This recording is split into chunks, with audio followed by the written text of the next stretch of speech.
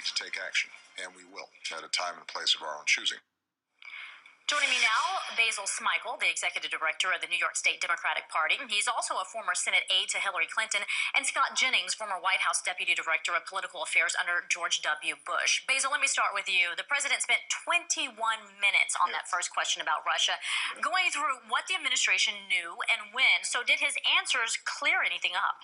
I mean, to me, that they did, because he said that, look, we knew about this, we talked about it openly, but we didn't go into a tremendous amount of detail or take action because he didn't want to look as though he was influencing the election, and it definitely changed the narrative of the race towards the end. So I do think he did enough to sort of articulate what they knew, when they knew it, how they were going to actually go about dealing with it to the extent that he could discuss it. And, I'm confident that in the final weeks of days of his administration, he will take Russia to task. We'll see how that happens. In the meantime, though, Scott, here's a moment from yesterday. Take a listen.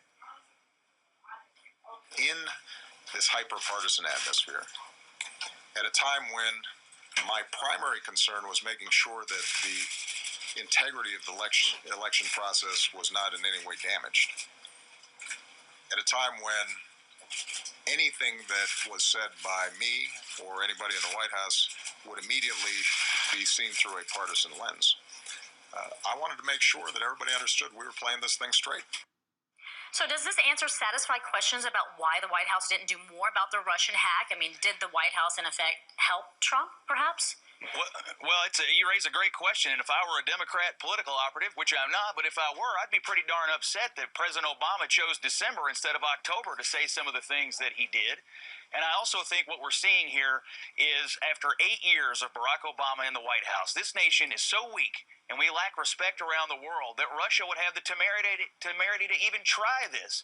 And now we've got the Chinese stealing our stuff out of the water as well. You see this lack of respect for the United States and the strength of the United States being diminished. And that is what has caused sort of this probing of what will we do? And what did we do? We did nothing. The White House did nothing in October, and now we're, shaking our fists in December when it's too late. So I think this White House failed. If they truly believe Vladimir Putin personally was directing attacks on our election integrity, they had a responsibility to act in October, and they failed like they failed around the world so many times. Well, I would disagree. I take issue with two things. Number one, the president did speak to the fact that he got both CIA and FBI involved immediately, so he did actually take action.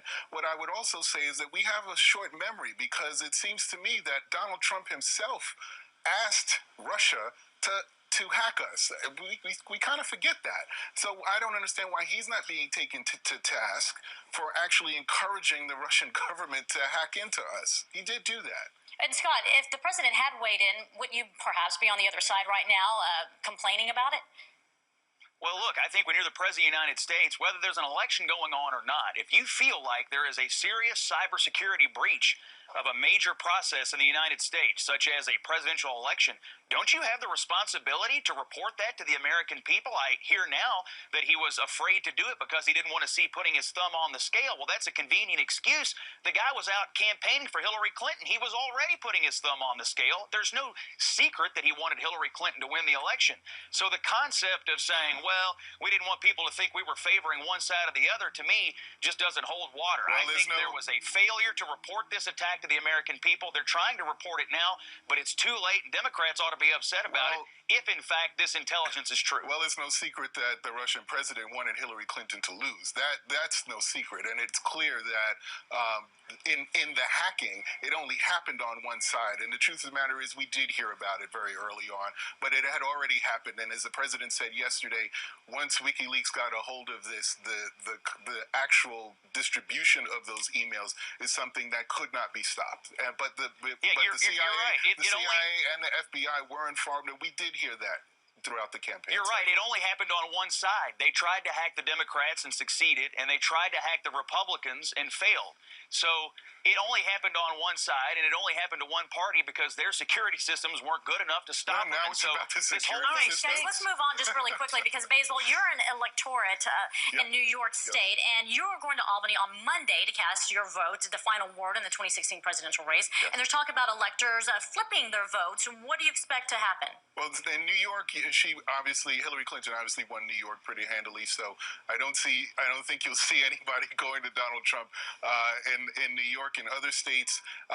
Listen, I've been getting calls and emails with requests for me to change my vote. I know there are people calling through electors around the country. My guess is you may see one or two, and I know in some instances there are substantial penalties for electors that do flip their votes. But by and large, I think you'll see electors go the way that their states have gone. Let's talk about the transition for just a second. And the Wall Street Journal reporter who says Trump will not liquidate his business empire before he moves into the White House because the family thinks it's going to be a fire sale. And Scott, I want to direct this at you. Shouldn't he have thought about that before running? Well, look, I think he probably did think about it before running, but he's running a kind of a campaign that was different than most other people run. And look, he's a different kind of a person. He owns things. We've had other presidents like Barack Obama who didn't own much. Bill Clinton didn't own much when he took the White House. So he has different circumstances he has to deal with. I think the trick is just making sure you keep a separation between your governing and what's going on with your business empire. I think he's going to have different people than himself run his business empire. And as long as they keep a good separation, I don't know what the big deal is. We have a president who owns stuff, who got elected to the White House fair and square. And so I just, that's what people voted for. And so the concept that you have to give up everything that you are when what you are is what people voted for, it doesn't make much sense to me. But the thing is, we don't really know exactly what he is, right? Because as even though he thought about it and talked about it in a very trivial way, this is what actual tax returns will help the American public understand. What do you owe? How much do you own? And where your feelers are in the businesses that you own throughout this country and around the world. The fact is, we don't actually know enough information about that. We just found out that he's still the executive producer on his own show. And so it is a bit concerning, and I think the American people do have a right to know exactly how his business interests are going to impact his decision-making when he's president of the United States. Let me jump in here because, Scott, I want to ask you about North Carolina specifically, the effort underway there to limit the next governor's powers. Now, lots of protest over this in a very divided state. Is this what voters there want?